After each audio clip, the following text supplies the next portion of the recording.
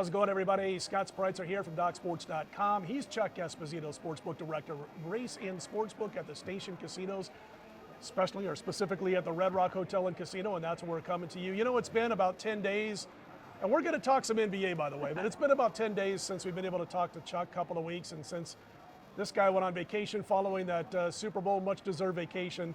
Chuck, biggest handle ever in the state of Nevada as far as the Super Bowl was concerned. I heard around $180 million, so I'm guessing you guys did quite well yourselves. Yeah, it was a great game. First of all, I think we kind of talked about it. Would it be a Hollywood ending or not? Yeah. And we kind of got that finish. I think there's a couple of contributing factors, Scott. I think it's more of the kind of the widely acceptance of sports gaming right now. I think it's the props, the in-play, mobile, the willingness as an industry to take higher limits as well. I think all kind of factored in. And it was just a great atmosphere. There's so many more props to bet on. In-play, as I mentioned, is such a big factor or big part of the Super Bowl Sunday. But I think it was a win-win for the entire industry. Yeah, and I'll tell you what, there's still that pride factor. I mean, Nevada was the first. Right. And so when I see that Nevada sports books drew a bigger handle than the tri-state area out of New Jersey, I'm like, that's right, baby. Bring it back home. I really think, and I know other places are doing a great job as well in promoting the product and educating their guests, but I think it's the whole package. Yeah. It's, the entertainment aspect out here, it's the food and beverage venues, it's the parties, just the atmosphere, the environment. It's just contagious throughout all of our casinos and all the properties that you see throughout the state, which I think becomes such a big event for Vegas for Super Bowl. I used to say that if you can't be at the Super Bowl, the next best place is Vegas. It's flipped. Like if I used to say the best place to be is Vegas. Yeah, right, go to the Super Bowl. That's the second best. Yep. And we got another place that's going to be pretty cool in a couple of weeks, and that, of course, is March Madness coming up. Going to talk a little bit about a couple of futures that I want to toss at Chuck when it comes to college basketball. But Chuck, I wanted to mention about the NBA a little bit because it's been kind of a crazy NBA season. I've had one of my better NBA seasons, and it's been spot plays for the most part. I mean, I don't even care half the time who's playing. We've seen more blowouts, I think, this season than we've ever seen. Remind me, night in, night out. Right. At least those dogs started cashing a little bit after the Super Bowl week there.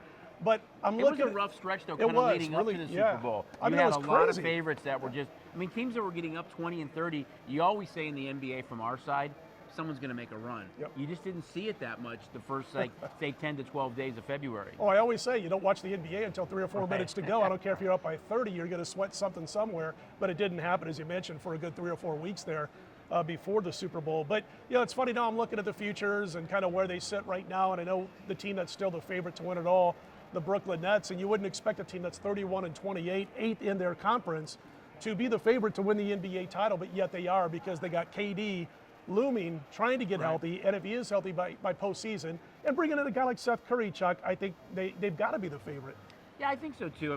There's still a lot of season left, but of course it depends on his health. I think you look at the East, most people didn't expect Chicago to be up there. Right. They've had some injuries as well. But I think now it's that old kind of Bulls philosophy is that you don't have to have the best record in the league. You know that you can win at home and on the road. Just get in and you'll take care of business at that point. And I think that's why they're the favorite, knowing that if Durant's back, they're the best team in the East. And the Bulls are above 500, few games on the road this year. They played really well. So, yeah. And when they're healthy, exactly, they're one of the top teams. I was going to mention the Miami Heat and toss that at you. They're around 10-1 in that neighborhood. And I'm still a big Eric Spoelstra fan. I think he's one of the most underrated coaches in the last 25 years in the NBA. You've got Butler, Harrell, Adebayo. You've got a team that is top 7 in both NBA offensive and defensive and they're a veteran efficiency. Team. Veterans, exactly. They know how to win. You got Butler at the top of that list if he's healthy. So I don't know, what are your thoughts at 10-1? I'm thinking that's not bad if you want to look for a team in that range that legitimately has a shot to come out of the conference. I think especially because if Durant doesn't come back or he's not 100%, you're getting tremendous value, I think, on the Heat at that price. If he's back, of course, that's going to change a little bit, but if he's not back, that's a really, really strong price. I've got to talk to Tony on another video, so if the folks want to chime in, but I'm going to talk about a 30-1, anywhere from 22-1 to 30-1 shot for the MVP, so we'll save that for when I'm talking to Tony. But anyway, I wanted to talk college basketball and some futures that have been changing a little bit. First of all, though, you do have the last man standing contest at the Station Casinos that you're going to start taking some entries on. Tell everybody about that. Yeah, our last man standing contest, both for college football, pro football, and college basketball, have been our signature contests. They're always a lot of fun. Same format this year, $25 entry fee, 4 entries at $100. gives you the 5th one free, giving back 100% of the entry. So sign up tomorrow. We start signups tomorrow and all the way through Thursday, March 17th at 5 p.m. So even though the tournament starts that day, you can still get signed up until 5 p.m. that day. It's just a great contest. I mean, you win it and you're in it. It's just like the actual, the tournament itself. You go home if you lose, you win, you keep moving on, and you can have up to 5 entries for $100. It's a lot of fun, and that's a great deal, 5 entries for $100. Gonzaga, power rated 4 to 5 points better than everybody, and as far as the second best team, Kentucky and or Arizona, they're about a 4 to 5 point power rating higher than those two teams on a neutral floor. I did jump in on Arizona, got them at 12 to 1. They're down to around 7 or 8 to 1 in a lot of shops right now. When I look at Gonzaga and I look at some of the athletic teams they played early on, UCLA and Duke, I just keep wondering if Gonzaga is going to be able to get to that finish line when they have to match up against a team that is ultra athletic. I mean, even a team like Alabama, if that 3-point shot's on, they can pull upsets over teams like that. I think a team that's ultra athletic but also deep.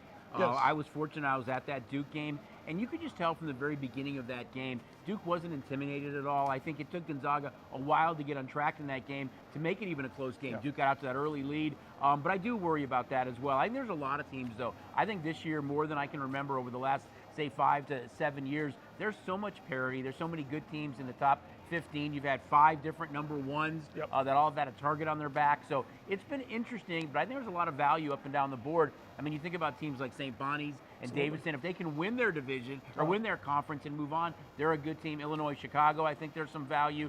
Texas Tech, Illinois, all teams that I look at outside of the top 15 that maybe have some value. Texas Tech around 30 to 1. Man, I think that is a team to be scared of if you're going to match up against them in the tournament. Their D is so good. Oh my gosh. Obviously you've got Chris Beard who built what's going on, but you've got a great coach who comes from the Chris Bird assistant coaching ranks, and he's kept that same philosophy, and they're nasty on the defensive end. And I'm going to look at your odds here in just a second, because before I leave, I might have to jump on Texas Tech a little bit. Listen, here's the thing. If they win it all, Scott might no longer be hosting this show, but no, I'll be buying I'm just dinner. Kidding, no. I'm telling you right now, they don't shoot a lot of threes, which is good because they don't shoot it well. So I like that on the Tech. They know who they are. They know what their strengths and weaknesses are. Defensively, they are flat out nasty. Yeah. Just stay away from the turnover. Don't shoot more threes than you have all season, and you'll be good, I think, to go at least getting to the Sweet 16 with Tech, maybe pulling that upset that gets them into the Final Four eventually. But anyway, number 1, by the way, in the nation in defensive adjusted efficiency, which is something I look at a lot when it comes to March Madness. All right, Chuck, before we let you get away, ST and Sports app, tell everybody what's going on there. Yeah, we still have the $500 bonus going on. It was great for Super Bowl and the NFL playoffs. You still got hockey, NBA going on, but what a great time to get it for March Madness. I mean, it's so cool to have the sportsbook at your fingertips. You can still come in and enjoy everything we have to offer, but we know there's lines. You've got kiosks, or get signed up for SDN Sports. Again, up to that $500 bonus going on through the end of March. Real quick story I got to tell you. Jason Symbol, because he's here at the Station Casinos at the Red Rock, but this is 5 years ago, whatever it was. And former bookmaker at one of the places here in town, one of the shops, Matt Holt, he and I were running all over town, buying up 80 to 1, 90 to 1, 100 to 1, 70 to 1 on Florida State. And we found one right here at the Red Rock before you arrived at 75 to 1.